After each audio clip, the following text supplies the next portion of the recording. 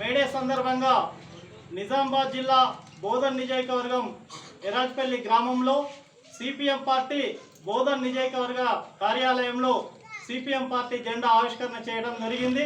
Comrade Balayya గారు ప్రధానంగా May Day యొక్క ఉద్దేశం ఏంటంటే, గత బ్రిటిష్ కాలంలో ప్రపంచవ్యాప్తంగా కార్మికులకు, రైతులకు, కూలీలకు, ప్రజలకు కనీసం నిద్రపోవడానికి కూడా సమయం లేకుండా పెట్టుబడిదారులు పరిశ్రమలలో పనిచేయించే వాళ్ళు, దానికి వ్యతిరేకంగా ఆనాడు ఉన్నటువంటి ప్రపంచవ్యాప్తంగా కార్మికులు అమెరికాలోని చికాగో నగరంలో 1886లో సమ్మె చేసి పోరాటం చేస్తే అప్పుడున్నటువంటి ప్రభుత్వము కార్మికులపైన కాల్పులు కాల్స్తే వేలాది మంది కార్మికులు మరణించడం జరిగింది.